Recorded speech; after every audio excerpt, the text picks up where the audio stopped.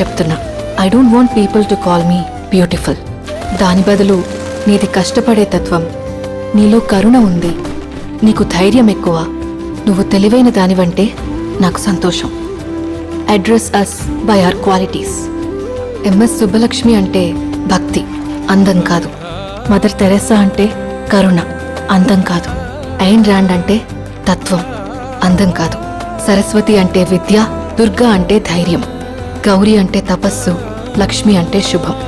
ఇలా ఏ దేవతనైనా ఆమె క్వాలిటీస్ కోసమే పూజిస్తారు, ఆమె అందం కోసం కాదు.